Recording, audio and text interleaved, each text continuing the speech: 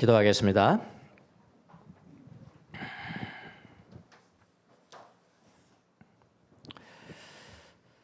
살아계신 주님, 주님을 갈망하는 마음으로 이곳에 마음의 무릎을 꿇고 주님을 기다립니다. 한 말씀만, 오늘 또 한 말씀만 우리에게 허락하여 주옵소서. 우리 마음속에 있는 하나님 아닌 것들 모두를 이 시간 비우고 주님 앞에만 우리의 마음을 엽니다. 주여, 우리를 불쌍히 여겨주시고 주의 거룩하신 성령으로 이 시간도 채워지게 하여 주옵소서.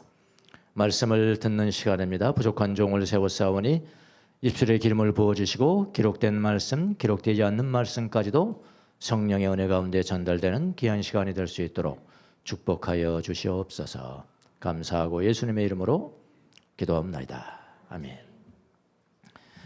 지금 우리가 12제자에게 2000년 전에 예수님께서 말씀하시고 훈련하시고 교훈하신 그것들이 2000년 이후를 살아가는 예수 믿는 사람들, 우리를 제자라고 한다면 2000년 이후에 제자들이 어떤 훈련과 어떤 가치를 배울 것인가를 하나씩 이제 따져가고 있습니다. 그게 이제 마태복음 10장 전체가 그 말씀은 제자들에게 2000년 전에 제자들이 하신 말씀, 그 말씀이 오늘날도 살아 움직이게 어떻게 움직일 수 있겠는가, 그걸 우리가 보고 있습니다. 오늘은 이제 세 번째 시간으로 제자들, 제목이 뭐죠? 제자들 여행하라. 예. 쏴다니라. 쉬운 말로는 쏴다니라. 예. 어디를 쏴다닐까요? 어디든지 쏴다니라. 그런 말씀 좀 도전적이죠. 설교 제목이요. 여행을 싫어하는 사람들은 드물 것입니다만은 특별히 우리 그리스도인들, 예수 믿는 사람들, 제자들은 여행을 자주 다녀야 돼요. 여행을 자주만 다녀도 안 되고 잘해야 돼요. 여행을 잘 해야 합니다. 저는 예전부터 우리 교회 성도들에게 여행을 자주 하라고 권면했습니다. 기억하시는 분은 기억하시겠지만은 여행하세요. 그랬더니 돈 없어요.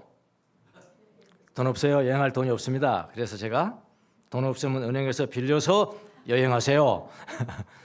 그 말 처음 듣는 말이었거든요. 근데 그게 맞는 말입니다, 여러분. 맞는 말이에요. 예, 그렇게 말했습니다. 여행이라는 것은 나로 하여금 새로운 각도에서 나 자신을 볼 수 있게 만들어주죠. 사람들, 나뿐만 아니라 다른 사람들을 새로운 각도로 볼 수 있게 해주고요. 자연을 새로운 각도로 볼 수 있도록 해주고요. 결국은 하나님을 새롭게 만날 수 있게 해주는 게 저는 여행이라고 생각을 합니다. 그래서 여행이라는 것은, 지금 제가 여행이라고 말할 때는 물론 외면적인 여행을 또 말하겠습니다만은 사실은 이 외면적인 여행이 주는 교훈을 통해서 더 중요한 여행이 있어요. 그 여행이 뭔지 아십니까?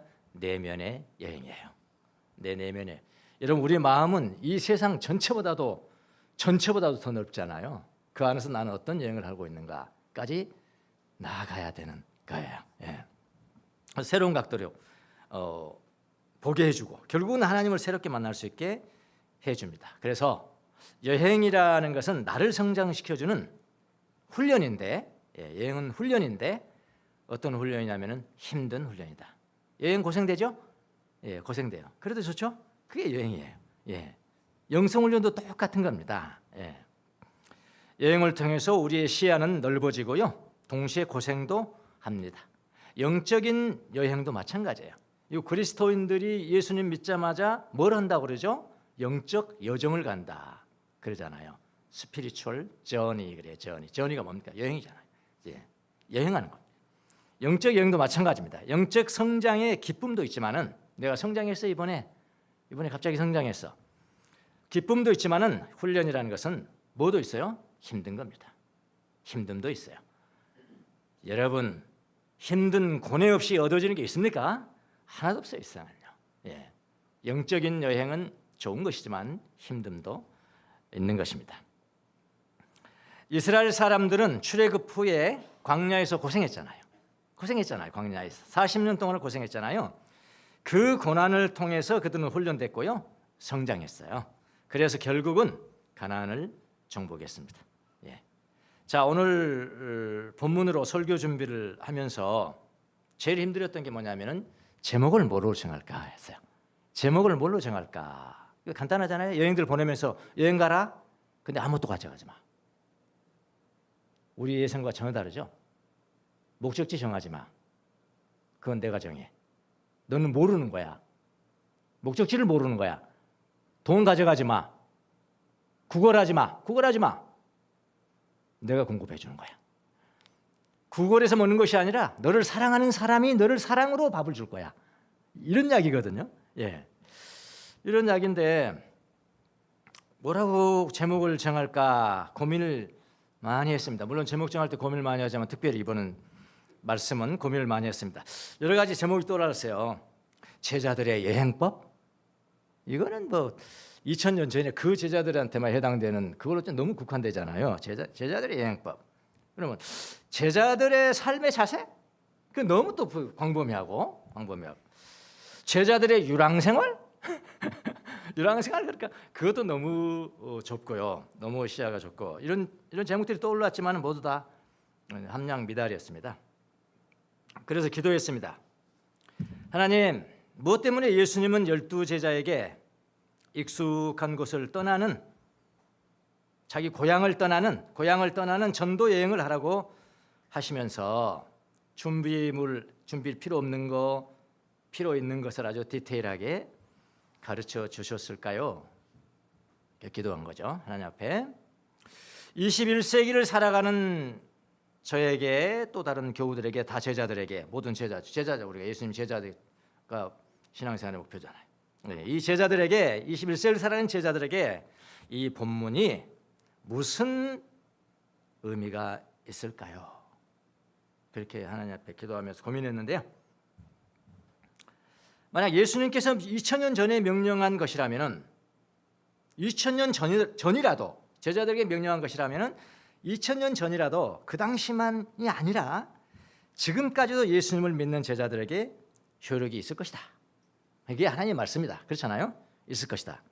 결국 예수님의 의도는 여행 떠나라 여행하라 여행할 때 그러잖아요. 여행이라는 메타포가 뭐죠? 은유죠. 은유.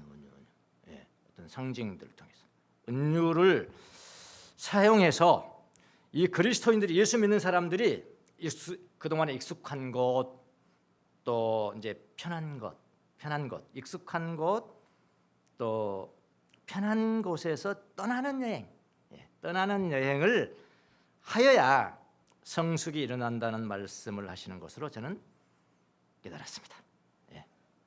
제가 깨달았어요. 제가 여러분이 아니고 제가 깨달았어요. 하나님의 말씀을 그렇게 깨닫고 저는 이걸 선포하는 겁니다. 제가 그렇게 깨달았습니다. 그 여행이 외면적인 여행, 그러니까 내가 이렇게 물리적으로 보이게끔 떠나든 아니면은 가만히 있으면서 내 여행이 시작돼요. 어디에서 시작될까요? 내 마음에서 시작해요. 내 마음은 세상보다 크거든요. 우주보다 큰 것이 우리 마음이. 이 여행이 더 중요한 겁니다. 사실은요. 외면적인 여행이든 내면적인 여행이든 익숙한 곳에서 항상 떠날 준비를 해라 라는 메시지를 주는 것이다. 오늘 본문이요. 그래서 제자들이 성장하려면은 예수 믿는 사람들이 성숙하려면은 익숙한 곳에서 떠나는 훈련을 하라는 것이구나.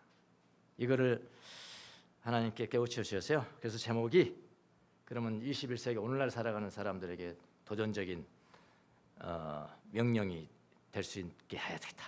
그래서 제자들 여행하라가 된 겁니다. 그래서 이 제목이 나온 겁니다.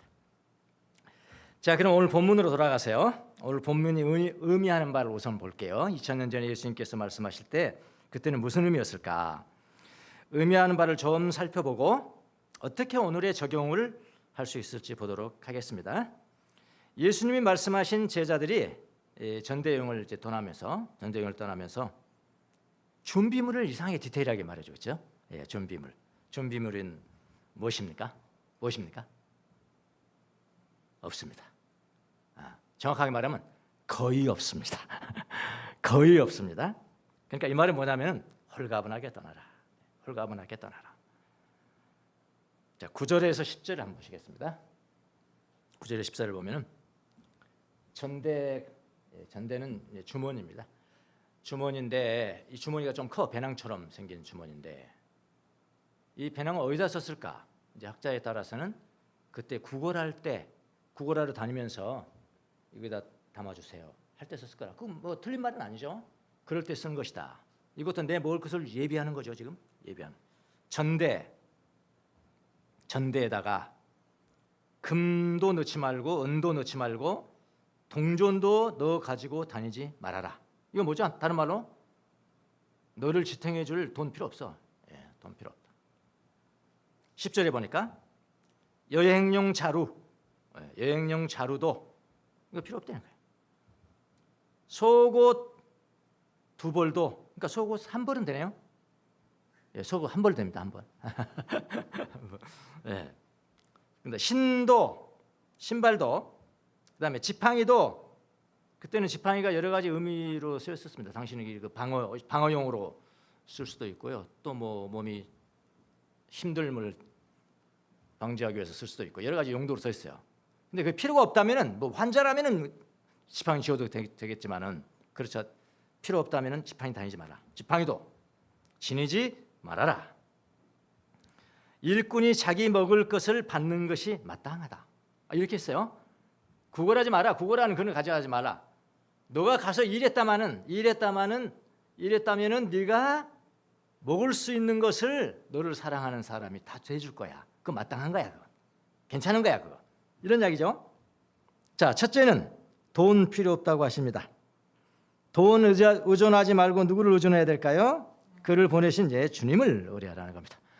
아버지를 의뢰하라는 거죠. 돈으로 음식을 공급받지 말고, 이런 이야기예요. 돈으로 음식을 사지 말고 사람들의 사랑으로 음식을 공급을 받으라. 그러니까 여러분, 예수님 너무하시네. 이거 이렇게 이 명령에 따라서 여행할 사람들이 어디 있겠어? 그렇게 보지 마시고요. 지금 여러분 예수님의 생각과 예수님의 명령을 조금 유순하게 받아들이는 작업을 제가 지금 하고 있습니다. 예수님 오해하지 마시라고 그랬어요. 예수님 절대 그러신 분 아닙니다. 절대 불가능한 것을 명령한다고요? 아니요. 그분은 인간이세요. 예, 마찬가지입니다. 둘째는 짐보따리 가지고 가지 말라고 하십니다. 짐보따리 가지고 가지 말라. 이 주머니는, 이 보따리는 구걸하는 데 사용됐다고 합니다. 구걸 필요 없으니까 내가 너를 구걸시키지 않는다. 거짓 만들지 않을 거야. 예, 그런 이야기죠. 속옷은 1벌만, 신도 1벌만, 불필요한 지팡이는 가지고 가지 말아라. 결국은 아주 홀가분하게 떠나라는 겁니다. 사람들이 이 예수님의 명령이 이게 실현 가능성이 없는 것이다. 이렇게 사람들이 생각합니다. 그래서 예수님의 명령대로 한다면은 아주 특별한 삶을 살아가는 삶일 거야 라고만 생각합니다. 예수님이 그러니까 불가능한 것을, 사람들이 지키기 불가능한 것을 명령했다라고 이렇게 생각을 합니다. 지킬 수 없는 것을 명령했다고 여겨요. 그러나 여러분, 다시 말씀을 드리지만 예수님은 불가능한 것을 명령하시는 분이 아니십니다. 이 당시 문화를 우리가 좀 살펴볼 수 있어야 돼요. 2000년 전에 이 팔레스타인 지역의 문화를 보면요, 지금 예수님께서 명령하신 그런 삶, 조금 특별하게 보이지만은 그런 삶을, 독특한 삶이잖아요. 그런 독특한 삶을 살아갔던 사람들이 제자들만 있는 것이 아니에요. 꽤 다양한 계층에서 이런 삶을 살았습니다. 그러니까 제자들에게만 독특한 삶이 아니었단 말입니다. 그 당시에도 이런 삶들이 있었어요. 예를 들어서 그 당시 농부들 있죠. 농부들을 이건 다 고증을 통해서 나온 것입니다. 농부들은 어떤 삶을 살았느냐? 보통 겉옷 1벌이 전부였습니다. 그러니까 그 당시에 농부들은 이 정도 예수님이 명령 듣잖아요. 뭐 그래요, 그 정도 내 살아가고 있는데요, 뭐 이렇게 이해를 한단 말이에요. 말도 안 되는 소리 이렇게 하면 안 된다는, 당연한 것인데요. 이렇게 뭐가 있어요? 네. 자, 농부들 보통 겉옷 1벌이 전부였다. 두 번째, 그 당시에 철학자들이 있었는데 철학자들이 순회를 해요. 순회. 그래서 우리 이 사람들을 뭐라고 그러냐면 견유학파. 여러분 고등학교 때 뭐 배우신 거 있죠? 생각나는 거 있죠? 견유학파 이러잖아요. 자, 이 사람들은 그 갈릴리 인근의 이방 도시, 갈릴리가 제일 위의 지역이잖아요. 제일 지역이고 제일 남쪽은 사마리아하고 접경돼 있죠. 그러니까 남쪽에는 유대인들이 좀 살았지만 이 북쪽에서는 거의 이방인들이 삽니다. 북쪽에. 이 갈릴리 인근의 이방 도시 드로와 데가볼리에서 주로 이 철학자들이 활동을 했다고 그래요. 견유학파가 활동했는데 그 철학자들은 주로 예수님께서 지금 명령하신 이런 삶을 살은 거예요. 예, 그러니까 독특한 거 아니에요. 그런 삶을 살았습니다. 그들도 그런 삶을 살았었어요. 그리고 엘리야나 세례 요한은 이분 여러분 아시죠? 어떻게 살았는지요? 예, 그것도 옷 한 벌이에요, 한 벌. 엘리야나 세례 요한 같은 선자도 그렇게 했습니다. 그러면 예수님은 그 정도의 삶을 말씀하신 것이죠. 제자들은 세상사에 얽매이지 않고 자신의 사명에만 헌신해야 된다는 것입니다. 식량도 돈도 가지고 다니지 않는 것은 독특한 것은 아니라는 거예요. 그 당시에 예를 들어서 에센파 이 사람들은 이제 각처에 이제 사람들이 살고 있잖아요. 근데 자기들의 생각과 같은 사람들이 있는 거예요. 에센파도요. 아주 극보수 이렇게 볼까요? 네. 그러니까 그렇게 돈도 하나도 안 가지고 돌아다니는데 같은 동료들에게 찾아가면 항상 그들에게 친절한 대접을 받았다고 그래요. 그러니까 여행 시에 식량을 들고 다니지 않아도 됐습니다. 그러니까 예수님은 다 알고 계세요, 이거를요. 그래서 예수님은 그런 삶을 제자들에게 요구하신 것입니다. 아주 특별한 삶은 아니란 말입니다. 더구나 여행객을 아주 극진히 영접을 하고요, 또 친절을 베푸는 것은 고대 그 지중해 지역, 고대 지중해 연안 문명권, 특별히 유대교에서 가장 중요한 미덕 중에 하나였습니다. 뭐가요? 여행객들이 풍요롭게 대접하는 거. 그러니까 천사를 대접하는 것처럼 대접하는 거. 이건 그 당시에 가장 큰 미덕 중에 하나였단 말입니다. 성경도 그게 있습니다. 열왕기 하 4장 8절. 수넴 여인의 이야기 여러분 아시죠? 하루는 엘리사가 수넴 마을을 지나가게 되었는데 그곳에 한 부유한 여인이 있었다. 부자인 여인이 있었다. 그가 엘리사에게 음식을 대접하고 싶어하여 엘리사는 그곳을 지나칠 때마다 거기에 들려서 음식을 먹곤 하였다. 그 여인이 자기 남편에게 말하였다. 여보, 우리 앞에 집 앞을 늘 지나다니는 그 거룩한 하나님의 사람인 것을 늘 지나다니는 그가 거룩한 하나님의 사람인 것을 그 다음이 중요합니다. 내가 압니다. 그러니까 여인이 영적인 여인이잖아요. 알아보는 겁니다. 알아보는 거. 남편은 뭘 알아봤어요? 알아볼 때 내가 차원에서 그야말로 천사나 하나님을 대접하듯이 대접할 수 있는 거거든요. 거기에 복이 있는 거거든요. 지나가는 그 엘리사가 나 좀 먹여 주시오 해서 주는 거 하고요, 내가 미리 알아봐 이 사람이 어떤 사람인지를 미리 알아보고 대접하는 것은 완전히 다른 거죠. 네, 내가 압니다. 10절. 이제 옥상의 벽으로 둘러친 작은 다락방을 하나 만들어서 거기에 침대와 상과 의자와 등잔을 갖춰 놓아둡시다. 차려둡시다.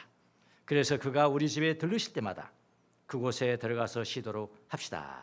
하루는 엘리사가 거기에 갔다가 그 다락방에 누워서 올라가 누워 쉬게 되었다. 그 다음에 수넴 여인이 받은 축복은 여러분 아시죠? 이스라엘 전통에 따르면은 아무리 또 악한 왕이라도 선지자들을 존중했습니다. 아무리 악한 왕이라도 선자를 죽이는 것을 아주 꺼려했어요. 어떤 나쁜 가끔 있긴 하지만은 일반적으로 그렇단 말입니다. 그러니까 예수님은 최소한 제자들을 선지자들을 대하듯이 할 것이라는 믿음을 가지신 거예요.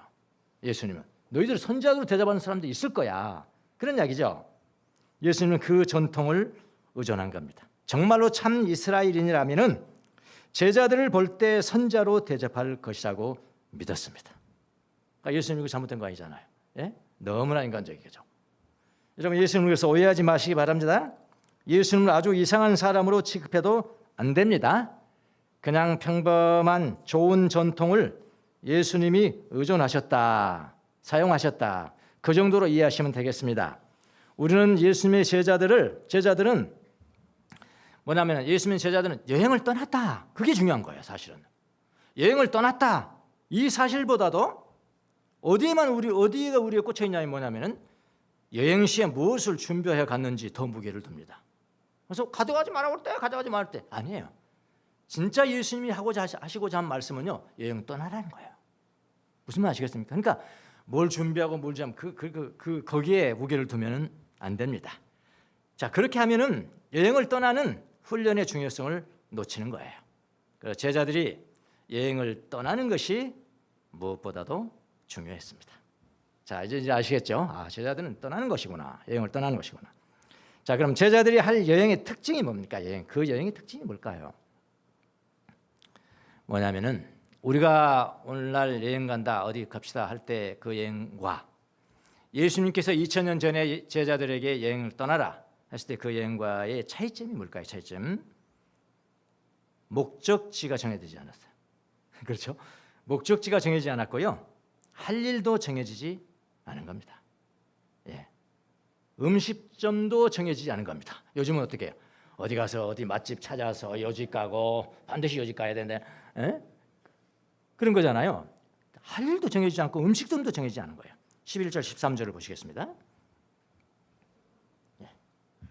아무 성이나 이랬어요. 아무 성이라는 다른 뜻은 뭡니까? 데피니션이 없는 거예요. 목적지가 없는 거예요. 데스티네이션이 없는 거예요. 목적지가 없다. 아무 성이나 아무 마을에 들어가든지.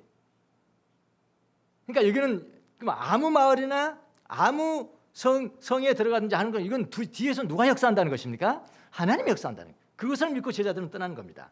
자기들이 정하는 게 아니에요. 아무 성이나 아무 마을에 들어가든지 거기에서 마땅한 사람을 찾아내서요. 그다음에 뭐라고 하냐면 그곳을 떠날 때까지 거기에 머물러 있어라. 거기에 머물러 있어라. 너희가 그 집에 들어갈 때 평화를 빈다고 인사하여라. 샬롬하라. 그래서 그 집이 평화를 누리게 알맞으면 그가 평화가 뭔지를 알고 있다면은 하나님과 연결되어 있다면은 참 이스라엘인이라면은 그런 이야기죠. 그 평화를 누리게 알맞으면 너희가 비는 평화가 그 집에 있게 하고 알맞지 않으면은 그 평화가 우리에게로 돌아오고 우리는 떠나면 그만이니까요. 이렇게 하여라. 자, 제자들이 여행 시 행해야 할 일이 무엇입니까? 아무 성이나 아무 마을에 들어가서 거기에서 평화를 받을 만한 사람을 찾아내서 떠날 때까지 머무르는 일입니다. 그러니까 제자들의 여행의 특징이 뭔가요? 목적지가 정해지지 않았다는 겁니다. 도울 사람이 아직 정해지지 않았다는 겁니다. 그거는 내가 정하는 거야. 하나님이 정하는 거야. 그게 뒤에 있죠. 이거 볼 수 있어야 되죠. 예. 무슨 일이 일어날지도 모른다는 겁니다. 그럼에도 떠나라는 거예요. 떠나라.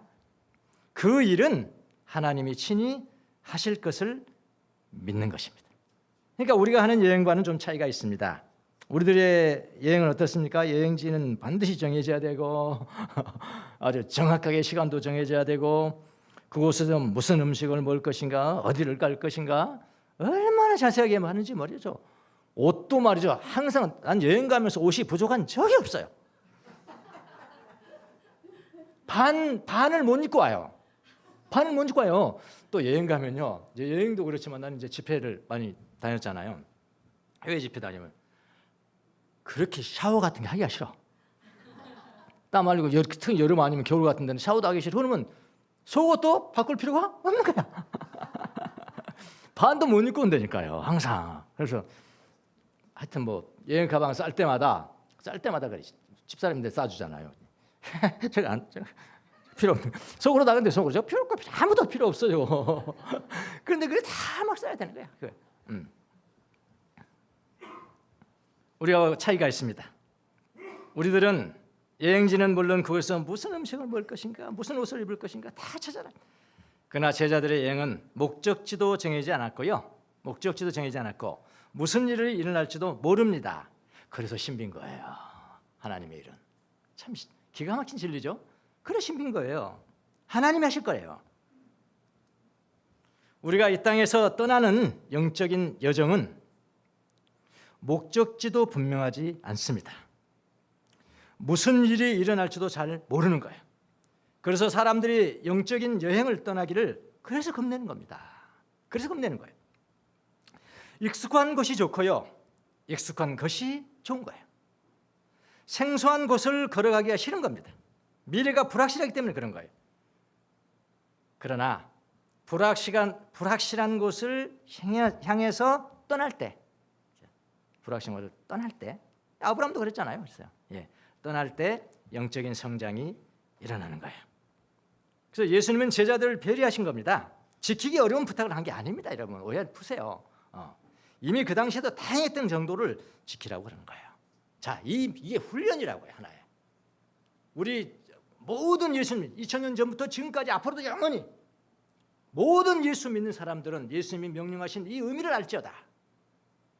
그리고 그런 훈련을 하라. 그런 거거든요. 역사적으로 볼 때 예수님의 이 여행 명령을 실천하던 사람들이 많았습니다, 여러분. 요한 클리마쿠스가 거룩한 등정의 사다리 우리 몇 번 봤죠? 책도 봤죠? 거기에서 이제 거룩한 하나님의 나라에 이르려거든 40계단의 사다리가 필요하다. 그 책이에요. 40개의 덕이 필요한 거예요. 덕을 40가지 종류를 쌓아야 그 사다리가 하나님께 도달하는 거예요. 거룩한 등정의 사다리. 거기에 세 번째가 있어요. 세 번째. 거기에 이제 세 번째가 뭐냐면은 세 번째 덕이 뭐냐면은 그러니까 밑에 세 번째, 첫 번째, 두 번째, 세 번째라고. 세 번째가 뭐냐면요. 유랑생활이에요. 전 여러분 처음 들었죠? 아, 유랑생활이 그렇게 중요했어? 유랑생활이에요. 유랑생활이라는 것은 온전히 하나님께 매달리기 위해서 모든 것은 그동안에 익숙했던 것을 떠나는 겁니다. 이게 유랑생활이에요. 훈련입니다. 그런 것도 있었고요. 여러분 아시다시피 4세기경에 신앙이 급격하게 세속화됐거든요. 세속화. 그러니까 기독교가 공인되면서 313년에 공인되면서부터 그 전에는 저기 뭐 못 살고 가난하고 비참한 사람들에게만 복음이 전했는데 그게 공인이 돼 보니까 높은 사람한테 다 기독교 복음이 전달되지만은 그러나 약점도 있었죠. 세속화가 됐습니다. 그 세속화를 극복하기 위해서 사막으로 도피하는 운동이 있었습니다. 4세기요. 그것이 바로 이집트 사막 운동 아닙니까? 그러니까 이집트 여행 떠나는 거죠. 여행 떠나는. 예. 그들은 사막으로 가볍게 하고 사막으로 떠났습니다. 근데 거기에 무슨 일이 벌어질지도 몰랐어요. 최초의 이제 사막의 수도사가 안토니우스죠. 안토니우스. 예. 또 어디로 떠날지도 몰랐어요. 사막이라는 게 뭐 목적지가 없는 겁니다. 예, 그냥 정확한 목적지도 없이 떠났습니다. 하나님을 닮은 삶을 위해서 그들은 떠났어요. 이게 지금 예수님 명령 순종하는 것입니다. 이런 게 또 있어요. 4세기에. 또 그 이후에 이제 켈트족, 셀틱 이러죠. 켈트족. 지금은 이제 영국 그쪽 사람들 아닙니까? 이 수도사들이 있었는데 굉장히 영국은 수도원이 많이 발달했습니다. 미국보다 훨씬 더 발달했습니다. 예, 영적이에요. 사람들이. 뭐 지역 이름도 보면 영적이라고 하죠. 심지어 어떤 데도 만들어놨는 그 조상들이 말이죠. 그냥 도시에 다운타운이 다 하겠는데 이제 그 옆에 그냥 광야를 만들어 놓은 거예요. 그대로요. 이제 이 광야를 헤맨다는 것은 광야를 들어간다는 것은 내가 이 도시 생활을 접고 내가 이 광야를 들어간다는 것은 나는 나를 거룩할 필요가 있어. 거룩한 하나님을 만나러 그 아주 터프한 사막 같은 곳을 들어가는 거예요. 그걸 만들어 놨다는 거예요. 그 켈트족의 이제 수도사들이 많이 나타났는데 이 사람들이 중요한 훈련 중에 하나가 뭐였냐면은 페레그리나치오 라틴어죠. 여행이라는 뜻입니다. 예, 페레그리나치오. 근데 특별한 여행입니다. 특별한. 이 훈련을 했는데 뭐냐면은 하나님 사랑을 위한 방랑, 유랑 이렇게 부르면 되겠습니다. 페레그리나치오라는 게. 이 사람들 특징이 이겁니다. 자, 목적지가 정해지지 않는 여행을 의미해요. 그리스도의 사랑을 위해서 여행했던 유랑 성도들 목적지가 없이 떠났습니다. 자, 어떤 게 특징이냐면은 그 사람들은 배를 만들어. 배를 만드는데 이제 몇 명이 떠날까가 문제겠죠. 2명이 떠난다면 2명, 10명이 떠나면 10명 탈 수 있는 배를 만들어요. 근데 배를 만드는데 특징이 뭐냐면은 삿대도 없고요, 키도 없습니다. 예, 키도 없는 작은 배를 타고 그냥 떠났습니다. 목적도 없어요. 그들은 뭘 믿었냐면은 하나님의 사랑의 물결, current of God's love, 하나님의 사랑의 물결, 예, 하나님의 사랑의 물결에 자기 자신들을 맡기는 거예요. 그 하나님의 사랑의 물결이 우리를 어디로 인도하실 거야? 우리는 알지 못하지만은 그분이 인도하실 거야. 딱 도착하는 때 그때 내리는 거예요. 이런 운동, 이런 훈련도 했습니다. 바다나 강이 그들이 선택하지 않은 안식처로 데려다 줄 것을 믿었습니다. 지금도 이 훈련을 하고 있죠. 그 여행의 동기는 늘 사랑이었다고 합니다. 하나님만이 그들의 목적지였고 하나님만이 그들의 길이었다 그랬어요. 또 영국의 이 켈트족의 특이한 단어가 하나가 있는데요. 어려운 뜻은 아닌다만 하여튼 같이 부르면 이게 뭔 뜻인지 잘 몰라요. thin이라는 게 뭐죠? thin? 아주 얇다. thin place라는 단어가 있어요. thin place. 이 thin place라는 것은 그 사람들이 켈트족들이 이야기를 말하는 뭐냐면은 하여튼 거기가 있으면은 천국과 땅이 아주 맞닿아 있어. 그러니까 얇잖아 이게. 아주 맞닿아 있는 곳, 그런 장소, 그걸 뭐라고 하면 thin place. 예, 사진 한 장 보여주겠습니다. 어디 갔습니까? 여러분 모르시죠? 저만 합니다. 여기 거제도입니다. 거제시 거제도 가신 분은 꼭 여기 찾아가 보세요. 하여튼 찾아보세요. 이런 데가 있어요. 이런 게 카페입니다. 제가 카페에서 지금 앉아서 보라보는 겁니다. 네. 저는 이때 딱 보면서 천국과 땅이 맞닿는 곳이구나. 예. 외적으로 볼 때 천국과 땅이 맞닿아 있는 곳이구나. Thin place. 예. 외적인 여행 때 이런 장소 많이 만나잖아요. Thin place. 저 같은 거는 꼭 이런 장소만이 아니라 저한테 특이한, 여러분도 다 특이한 게 있어요. 그 장소에만 딱 앉으면은, 와, 천국과 땅이 맞닿은 기분이 드는 거예요. 내가 너무 평안하고 너무 안식을 느끼는 거 있어요. 다. 어떤 사람은 성전일 수 있고, 저 같은 경우는 많은 곳이 있지만은 사실은 국제공항입니다. 국제공항 카페. 네. 커피 냄새 풍풍. 안으로 들어가서 나를 알아볼 수 있는 사람 아무도 없어. 인천공항보다도 다른데 막 브라질, 상파울로 그런데 누가 나를 알 거야? 그런 잘 앉아서 커피 한 잔 차 가면요, 정말 하나님과 왔다 갔다 하는 것 같아. 천사가 왔다 갔다 하는 것 같아. 그걸 저는 나의 thin place라고 합니다. 여러분도 다 달라요. 예. 그래서 우리는 그러니까 thin place는 하늘과 땅이 가장 맞닿은 곳이고, 그 맞닿은 그곳은 이게 문지방이죠, 문지방. 그러니까 넘나들어야 되네. 넘어가야 그쪽을 맛보는 거죠. 무슨 아시겠네? 넘어가야 맛보는 그런 문지방이다. 그렇게 이야기하고, 영성 훈련이라는 그 문지방을 넘어서는 훈련이에요. 과감하게 넘는 훈련을 해야 합니다. 이것이 내면의 여행이라고요. 예, 외적인 것도 그렇지만 더 중요한 것은 마음에 있어요. 마음에. 그래서 여행이란 외적으로 여행하는 것만이 아니라요, 우리의 내면 여행에도 적용이 됩니다. 우리 내면에는 많은 문지방들이 있어요. 문지방 맞나요? 이거 초전말 맞죠? 우리 전라도에서는 문턱. 문턱. 넘어가야 돼. 넘어가면 전혀 다른 세계인데 어떤 사람들은 안 넘어가려고. 왜? 이쪽은 너무나 익숙해. 너무나 익숙하고 너무나 편하기 때문에 그럴 성장이 없어.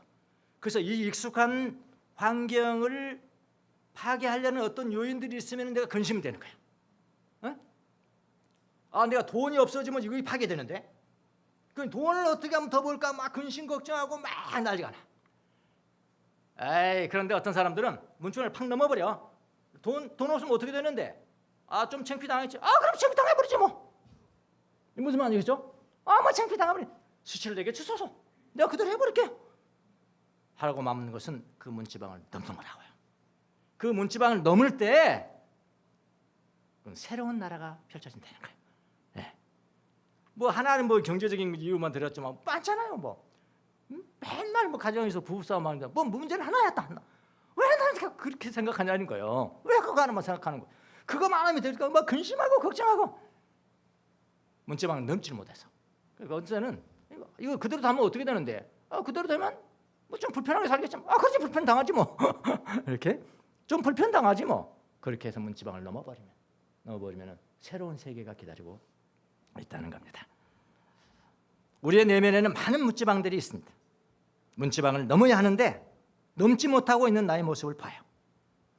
두려워서 또 너무 미래가 밝지 않아서 어두워서 두려워서 그렇고 어두워서 넘지는 않습니다. 넘을 때 성장이 일어나는 것인데 항상 익숙한 일에만 머물러 있는 거예요. 교회 생활도 마찬가지 아닙니까? 자기가 정해놓은 어떤 패턴이 있어요. 여기 이상 여기는 될게 여기까지는 내가 할게요. 다 그렇게 성장이 안 되는 사람이 그건 거거든요. 여기까지는 내가 할게요. 여기까지는.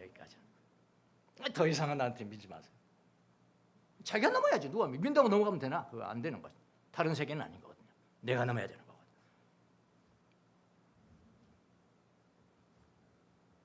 그래 안 되는 거예요. 문지방. 자기가 정해놓은 여기까지가 내가 익숙한 곳이고 여기까지라고 이야기합니다.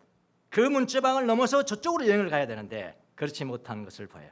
그래서 성숙이 없는 겁니다. 제자들 여행하세요. 여행하셔야 돼요. 문지방 너머에는 주님이 예비하신 신비가 기다리고 있습니다. 무엇이 나를 방해하는 것일까요? 우리 교회도 마찬가지입니다. 교회에도 문지방이 있어요. 우리는 문지방이 이쪽에 있습니다. 무슨 일이 일어날지 모르는 저쪽의 여행을 감행하기를 꺼려해요. 이거는 뭐 사람들의 습성입니다. 꺼려합니다. 우리 교회의 문지방은 무엇일까요? 왜 우리가 그 문지방을 넘지 못하는 것일까요? 문지방이 많아요. 또 우리 개인에게 가장 아름다운 문지방이 뭘까요? 저는 그렇게 생각합니다. 내가 죽는 그 순간에 나의 침대. 네, 그 침대에서 가는 거죠. 마지막 문지방입니다. 멋지잖아요. 문지방. 우리는 많아요. 우리가 가지고 있는 문지방들이. 그곳에는 오직 주님만을 의지합니다. 광야에 거주하는 겁니다. 처음 겪는 여행 체험입니다. 12 제자들처럼 과감하게 익숙한 곳을 떠나서 광야를 걸어갈 수 있어야 합니다. 무슨 일이 일어날지 모르는 환경을 받아들이는 훈련을 해야 되는 거예요. 일어날 일이 그냥 일어나도록 그냥 흘려보내는 겁니다. 겸손해집니다. 수치를 끌어안아 버려요. 그럼 괜찮아져요. 새로운 세상이 이르는데 안 되는 거예요. 교모 데오도로라는 사람의 이야기를 여러분 모르실 겁니다. 희귀한 사람, 여자니까 제가 그 당시에 4세기 때 여성의 그 편견과 여성에게 더해진 그 제한들을 박차고 성숙한 사람이 있습니다. 데오도라. 4세기 이집트에서 살았습니다. 그 여성에 대해서는 알려진 게 많지가 않습니다. 그런데 그녀는 공적인 위치에서 그 지방의 감독 비숍입니다.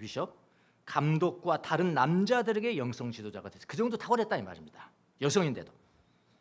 데오도로가 남긴 것으로 알려진 말씀은 단 10개뿐이었다고 합니다. 왜 그러냐면은 그녀가 말을 많이 하지 않아서가 아니라 당시 사람들이 적어놓은 것이 바로 10개뿐이었대요.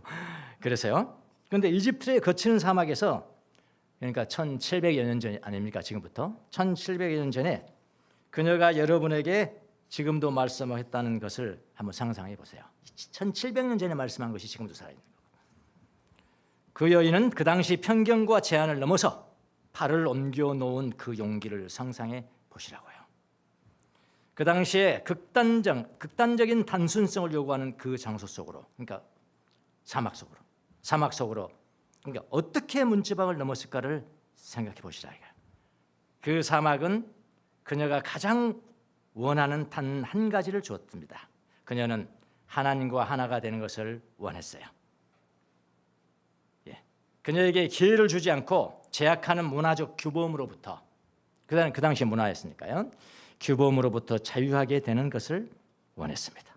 그녀가 지혜에서 성장하면서 남자들조차도 그녀의 리더십을 인정했습니다. 데오도라를. 리더십을 인정했고 그녀의 지도를 받았습니다. 그래서 그녀는 수세기를 지나면서 존경받는 사람이 되었습니다. 이 여인이 이런 말을 남겼습니다. 가는 약에 좁은 길로 들어가도록 힘씁시다. 만약 나무들이 겨울의 폭풍 앞에 설 수 없다면 그 나무들은 열매를 맺을 수 없는 것처럼 우리에게도 마찬가지입니다.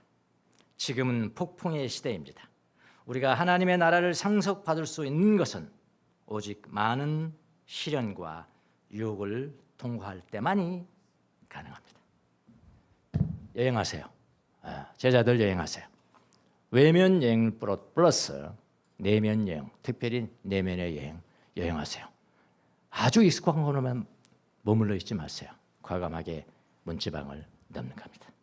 그러나 보세요.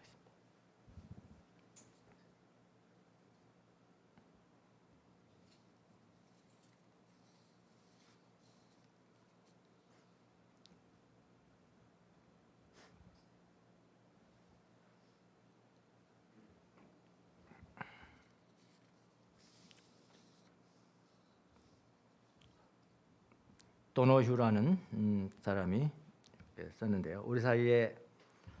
우리 사이의 공간을 축복하라 이런 글입니다. 이렇게 썼습니다. 언제라도 당신 자신에게 물어보십시오.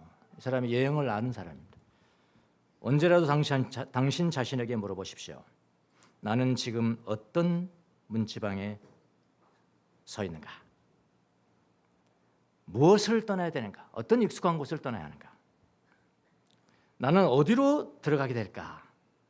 미래의 어떤 문속으로 들어가는 어디로 들어가는 될까? 나의 다음 문지방을 넘지 못하게 방해하는 것은 무엇일까? 두려움일 수도 있고 수치감일 수도 있고 혼란일 수도 있고 걱정, 근심. 넘지 못하게 방해하는 것은 무엇일까? 나로 하여금 그 문지방을 넘을 수 있게 힘을 주는 것은 또 무엇일까? 마지막이 더 중요합니다. 문지방은 단순히 경계선이 아닙니다. 그것은 두 개의 다른 영토 자체가 다른 거예요. 그래서 문지방을 넘어버리면 다른 나라인 거예요. 다른 나라. 다른 영토, 두 개의 다른 리듬. 거긴 다른 리듬이고 두 개의 다른 분위기도 다르고 분위기를 가르는 이 표현이 난 제일 좋습니다. 국경입니다. 국경입니다. 좋은 여행을 하는 제자들이 되시기를 예수님 이름으로 축원합니다. 기도하겠습니다. 주님 감사합니다. 제자들에게 여행하라. 아무것도 가지지 말라. 도착지도 내가 정한다. 공급도 내가 한다. 너희들을 선자로 알고 대접하는 사람들 너희를 사랑해서 너희를 먹여줄 것이다. 이 2000년 전에 행했던 예수님의 명령이 지금도 살아 역사하셔서 우리도 여행할 수 있도록 도와주옵소서. 외면적인 여행, 무엇보다도 내면의 여행, 문지방을 과감하게 넘는 그런 여행을 함으로 성숙한 제자들이 다 될 수 있도록 축복하여 주시옵소서. 감사하고 예수님의 이름으로